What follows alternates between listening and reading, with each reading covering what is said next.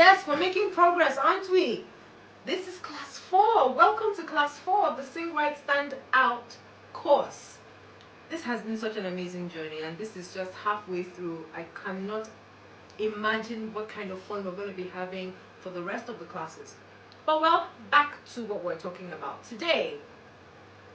I'd like to discuss something called the open throat in singing.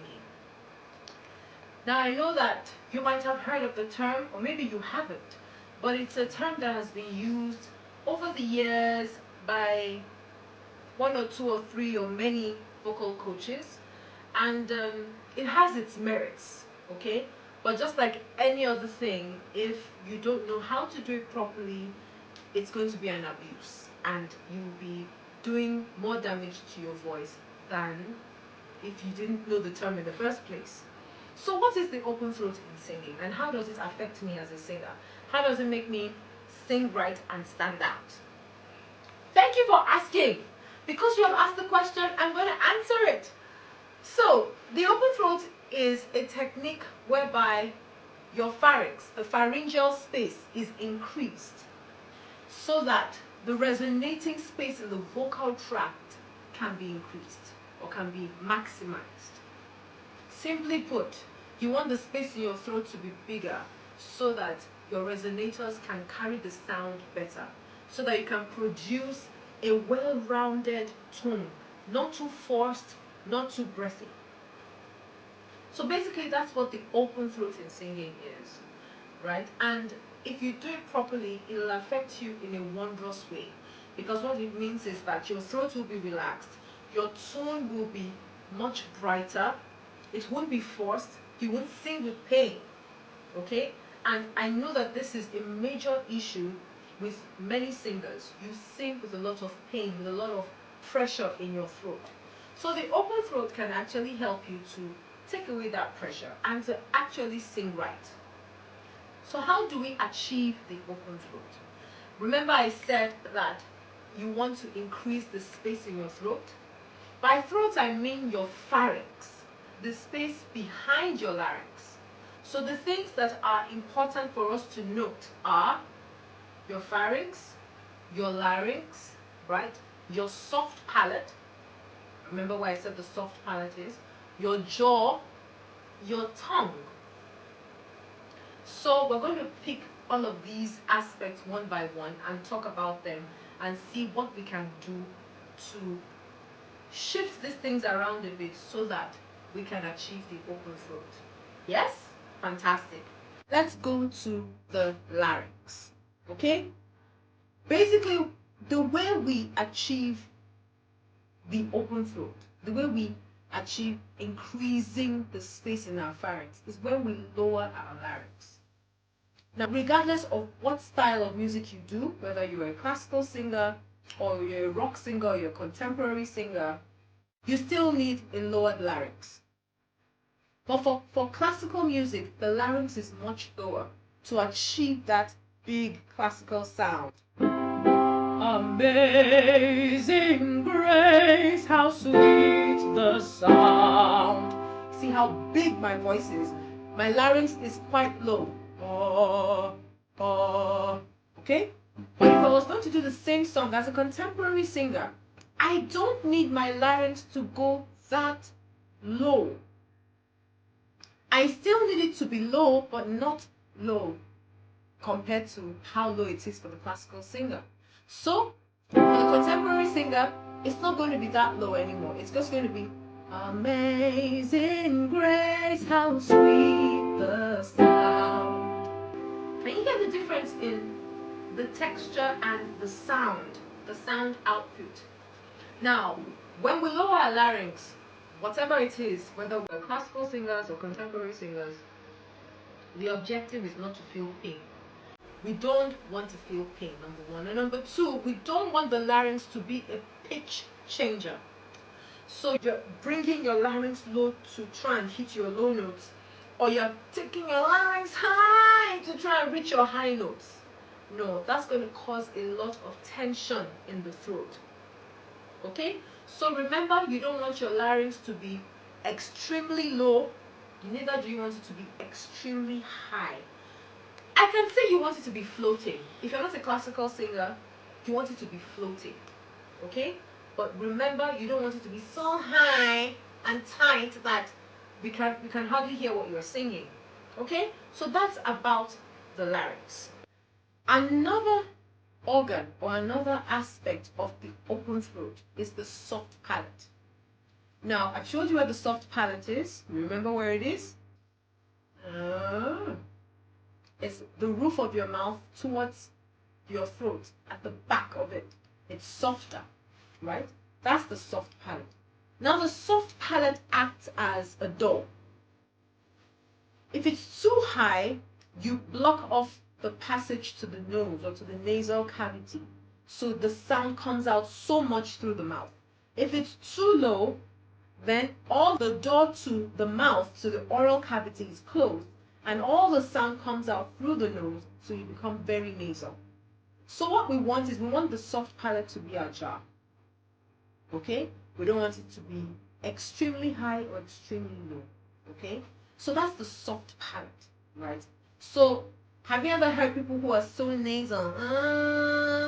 Amazing grace. Very nasal, and it means that their soft palate is touching the back of the tongue too much, right? But we don't want that. So we want it to be raised. So how do we raise our soft palate? One of the ways we can do it is if we inhale a K. You know, when you say a K or you exhale a K, it sounds like this. Right? This time I want you to imagine inhaling the K. When you do that, you can feel the draft of air at the back of your throat. It means that your soft palate is raised. Okay? Another way is if you want to imagine that somebody comes to your house and gives you a present that you've always been dreaming about. You were not expecting it. How would you go? When you do that, you've raised your soft palate. Other people will tell you, try and yawn. It's just the beginnings of the yawn. When you do that, you can feel the draft of air at the back of your throat. Your soft palate has been raised. Okay? So we need to raise our soft palates. We need to lower our larynx. Now we talk about the jaw. Now, most times people don't pay attention to the jaw. But the jaw plays a major role in the open throat. Okay? Because if there's tension in the jaw, you end up sounding like this. Amazing grace. Have you ever seen anyone who, when they're singing, they're pushing out their jaw? Amazing grace. So much tension here. Okay? So, one of the things I tell my students is just drop your jaw. Now, don't make it too silly. You don't want No, you don't want that. You don't want you to scare off anyone when you're singing. Right? But you just want it to be a right position. So, some singers will tell you, or some vocal coaches will tell you that the general rule of thumb is if you have 3 fingers, put your 3 fingers vertically in your mouth.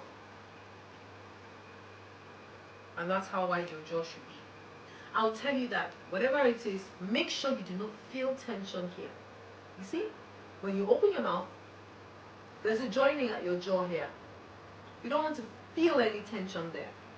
Or you want to just open your mouth and feel a sensation of your jaw dropping totally away from your mouth. So that's how wide your mouth should be for the open throat. Okay? So we've talked about the lowered larynx, raised soft palate, and then comfortable jaw. Now we come to the tongue. The tongue is an unfortunate bystander in all of this, because when your singing teacher or your music director tells you, do you know, access your low notes, sing, I want to hear your low notes. So you trying to open your mouth so wide, but the low notes are not coming. So what do? You push the root of the tongue onto your larynx, and you have a very funny Kermit the Frog kind of sound. There's so much tension built up in your throat because the root of your tongue has pressed down onto your larynx. We don't want that to happen, okay? So we want our tongue to be out, especially the root of the tongue, to be out of our throats, okay? So that there is no tension there. That's what we want. So we're talking about what makes the open throat, okay? Lowered larynx, raised soft palate, relaxed jaw, and no tension in the throat because of your pressed tongue. So a relaxed tongue. Okay? Now we talk about the main vibrators, our vocal folds. Have you ever seen anyone, or do you fall into this category of people who, when they sing, they're very breathy? Amazing grace, how sweet. And you have to keep taking breath each time you sing. Yes? Or have you ever seen anyone, or do you fall into this category of people who, when they sing, they are so tense? Amazing grace, how sweet. Very forced and very pushed. That's because your vocal folds are too loose for the very breathy tone, or they're too tight for the very forced tone. Remember, we want a free flow of air and a free flow of tone, okay? And we want to increase the space in our pharynx, the space in our throat, so that the tone and the air can flow freely. Yes? Well, if you have your vocal folds too tight or too loose, then that flow is interrupted. Okay? So we don't want it to be too loose or too tight. We want it to be just right. So we have to do exercises that will make sure that our vocal folds close gently with the right amount of pressure. Okay? So now we've talked about all of the things that help with the open throat, the things that you need to do to ensure that you have the open throat when you sing. Okay? Now, you can practice it. These are pointers. You can practice it with a simple exercise. With just a descending 5-note scale. Okay? So first thing we want to watch out for is we don't want our larynx to be too high or to be too low. We just want it to be in a floating position, right? So you don't want no, that's too high, or too low. We want that's one. Now you don't want your soft palate to be too low so that it's very nasal. So you don't want no, we don't want that, do we? No. What do we want? You want to raise it up. Fantastic. Next thing is you don't want your jaw to be too tight. So you don't want the pressure of no, you don't. Do you? No. What do we want? Fantastic. Next thing is you don't want your tongue to be too retracted so that it presses down on your larynx. Yes? So we don't want no tension in my throat, pain in my throat. No, we don't want that. What do we want? The tongue should be out. And then the last one, we don't want our vocal folds to be too loose or too tight. So we don't want or no. What do we want? We want So anytime you feel tension, anytime you feel pressure in your throat, think about these 5 things. My larynx should be lowered. My soft palate should be raised. My jaw should be loosened and free. My tongue should not be too into my throat, it should be out. And my vocal folds should not be too loose or too tight. It should be just right. So anytime you're practicing on any of your songs, think about these 5 pointers. They will really help you. And guess what? The exercises that we did for our previous classes 2 and 3, for all the parts of the vocal apparatus, to loosen them and to get them to be free, those exercises are fantastic for you to achieve the open throat. Remember that the objective of the open throat is to sing without pain, sing without pressure in the throat, sing effortlessly. Now, those exercises targeted at the 4 components of the vocal apparatus will help you to achieve the open throat. So after you've done all those exercises, now use this as a pointer, just on the R. Lowered larynx, raised soft palate, loosened jaw, relaxed tongue, proper closure of your vocal folds, right? And when you keep doing that and you keep at it consistently, you realize that you're singing without pain, you're singing without stress. Okay? So I hope this class has been very informative. I still need you to practice these exercises and be more conscious of the open throat. Okay? Thank you so much for this class, and remember to sing right and stand out.